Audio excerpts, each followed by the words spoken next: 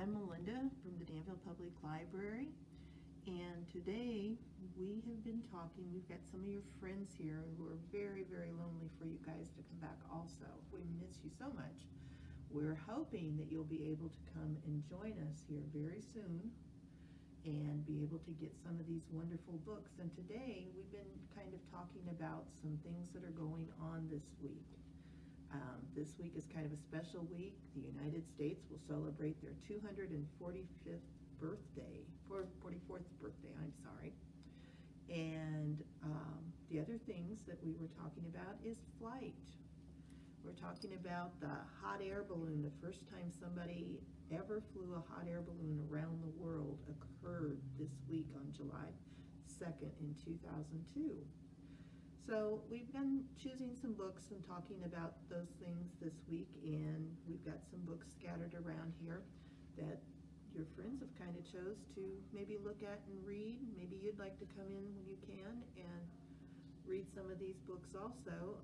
Learn about flight and learn about how things fly and all the things that you can do if you want to work in aviation or work in flight.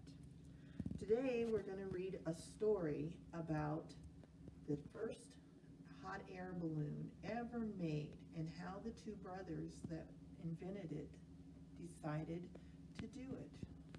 It's called Up and Away. It's by Jason Henry. Joseph Michael Montgolfier was a dreamer just like you. Even at a young age, Joseph was curious to know how everything worked. He grew up in Annonay, France in the mid-1700s, and then they flew kites. He wondered how they could stay aloft like the great eagles in the sky. He took apart clocks and machines in his family's home to see what made them tick. As he grew older, he started reading lots and lots of books about math and science. He learned from those books how the world worked, and then he took the knowledge that he got from those books and he started trying to make things on his own. He became a great inventor. He could read and learn and then experiment as much as he wanted.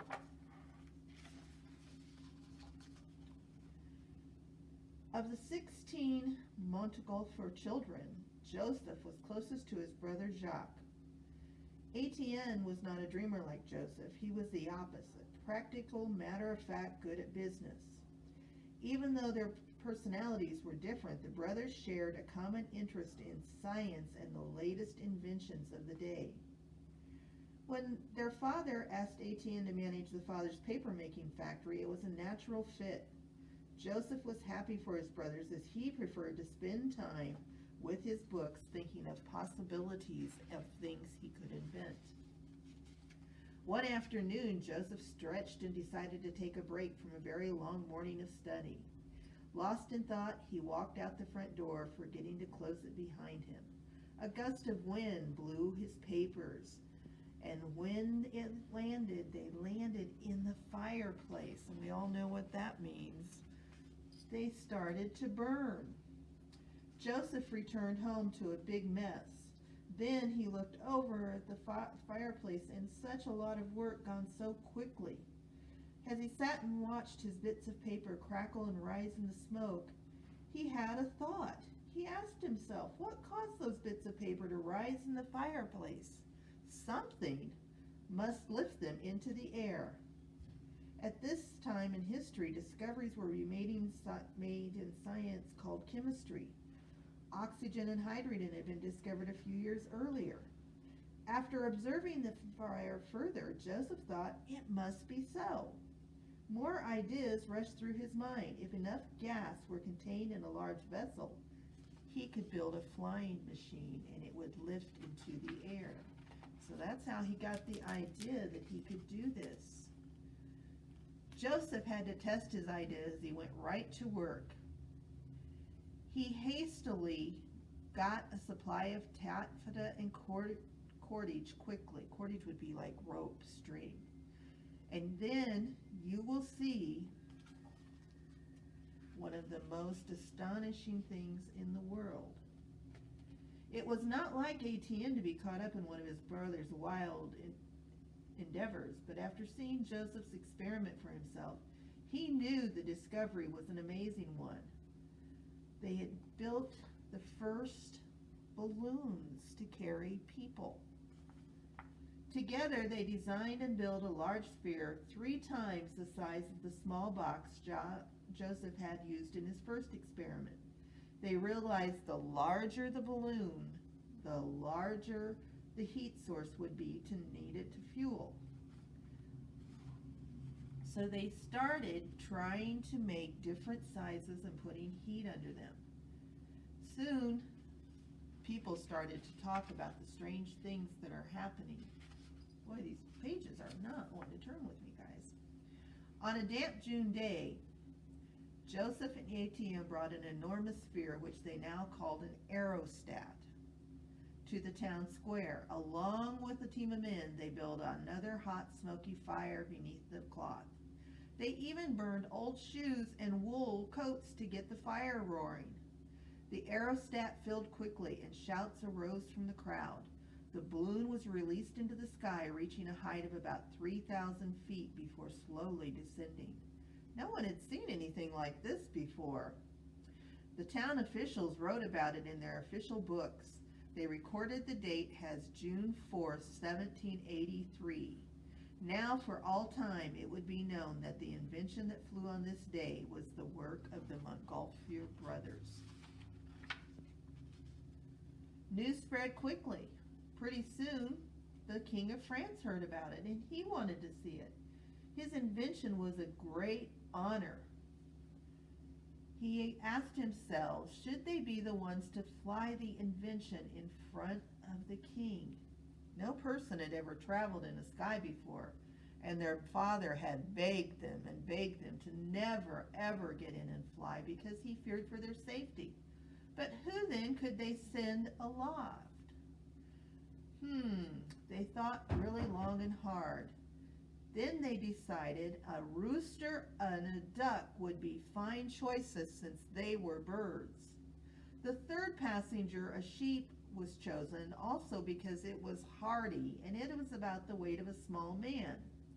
When the 3 animals landed safely, the brothers figured it would be much easier for people to follow suit. So they're going to experiment here with those 3 animals. They arrived in Paris with their animals. They had a workshop and they displayed their balloon.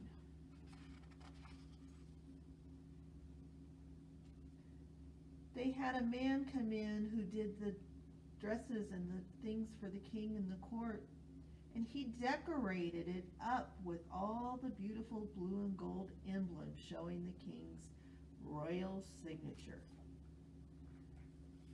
They built the new balloon. They began to fill and build the heat up to make the fire, raise the air in the balloon, and then they built the box that they're going to put the rooster and the duck and the sheep in.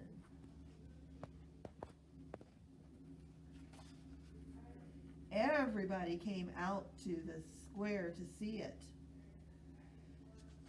They went to put the rooster and the duck. They began to fill the hot air balloon. And if you can look at the picture closely, you can see the chicken's not too crazy about getting into this balloon. The duck is squawking pretty hard, and I don't think the sheep really realizes what they have going. So the balloon strained at its ropes, and they got them all in there. Everyone watched in amazement as the balloon rose and started to soar over their heads and out of sight. As they were going, the first thing they encountered were a flock of other ducks flying at them. What do you think is going to happen? The king's horsemen tracked the balloon's progress as it traveled across the countryside. They had to gallop to keep up with it.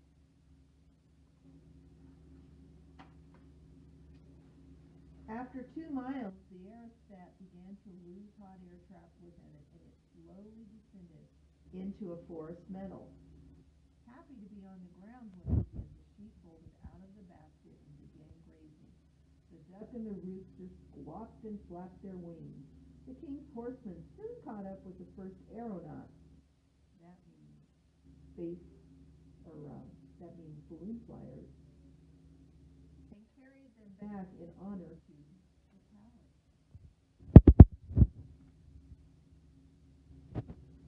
News of the Montgolfiers' incredible flight at Versailles traveled quickly, first across Europe, then overseas, and the entire world became famous also.